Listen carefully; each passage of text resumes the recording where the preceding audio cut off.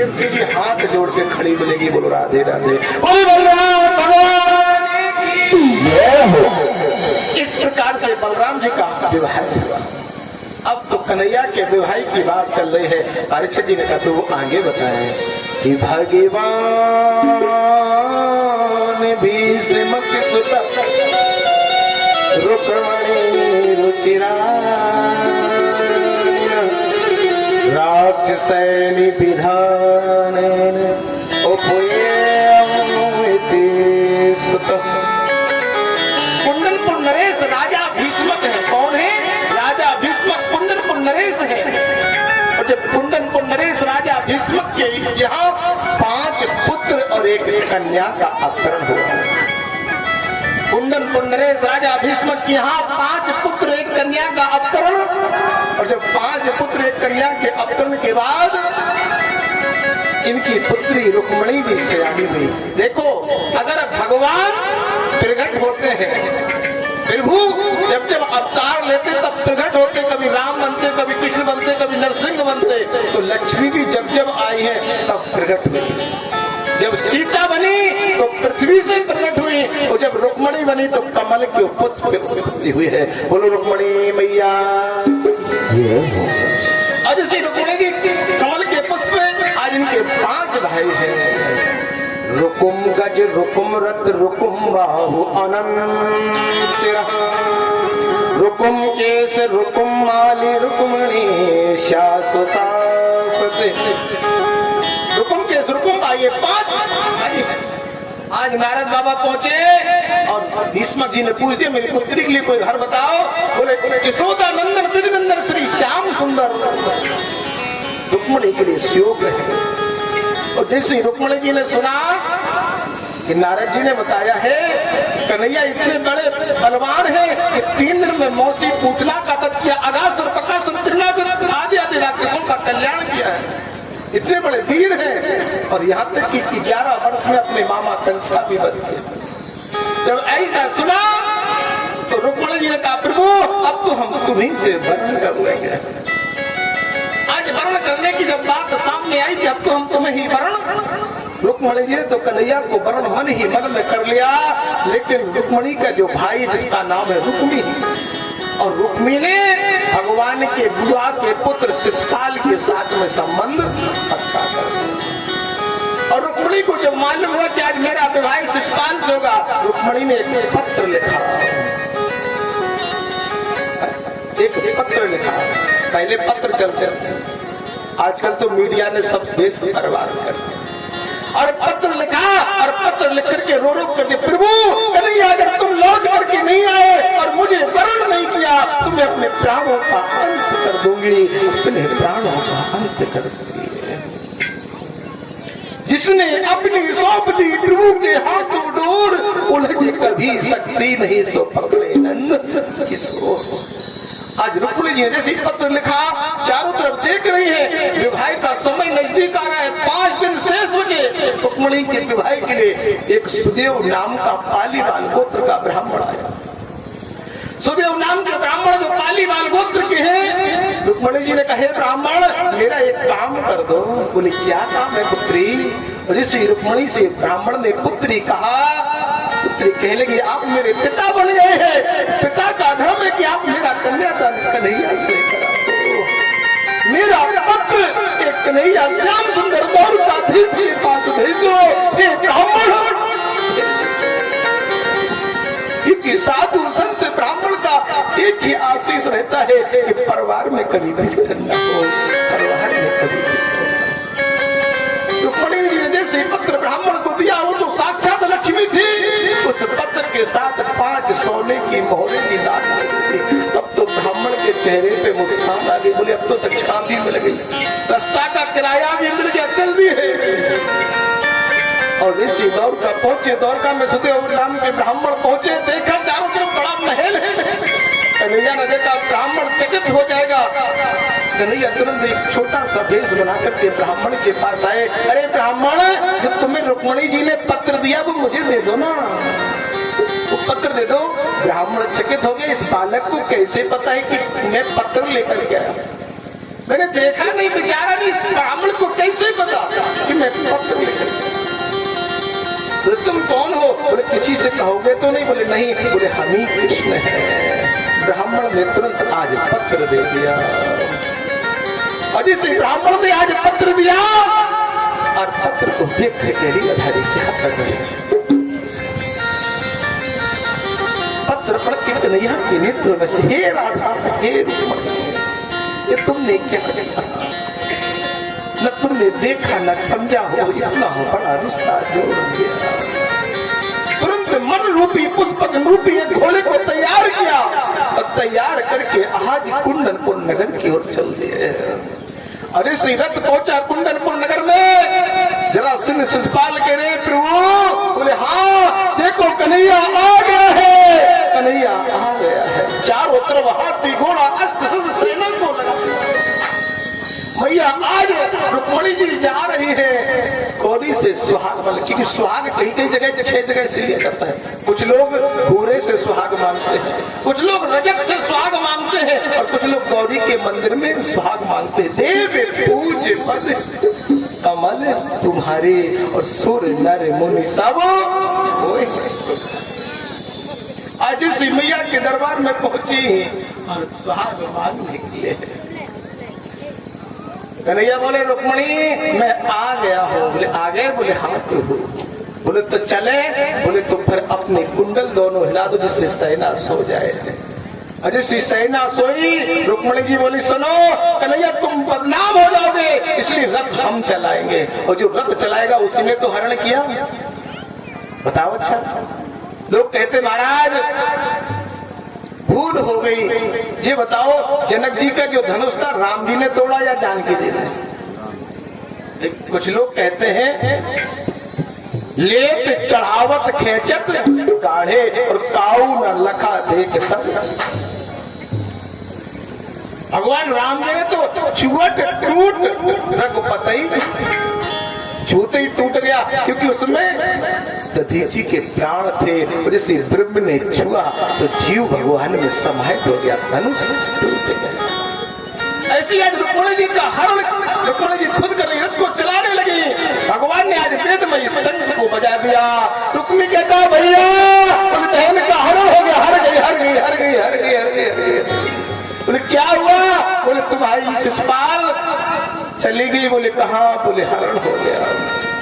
रुक्मी के पास 5 अचूक बाण थे। रुक्मी पहुंच गया और रुक्मी ने पहला बाण जैसी मारा भगवान के मुकुट में, दूसरा हृदय में, तीसरा टाई और चौथा पाई भुजा में, और पंचम बाण जैसी रुक्मणी की लगा। जो अपराध भगत पर कर जैसी अपराध भगत पर किया, तुरंत भगवान ने सुदर्शन चक्र को ले लिया।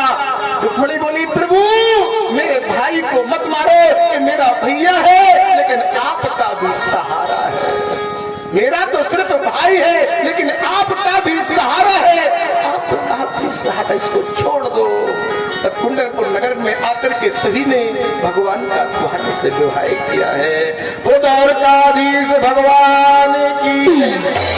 भगवान आज बढ़िया दूल्हा बन रहे हैं, और कितना सुंदर दूल्हा बन करके आ रहे हैं। बड़े भक्ति साथ में देखो हम देख रहे हैं कौन कौन भगवान की बधाई गाते हैं, दूल्हा बन रहे हैं। तेरा किसने किया किया किया, तेरा किसने किया श्रृंगार सावरे, तेरा किसने किया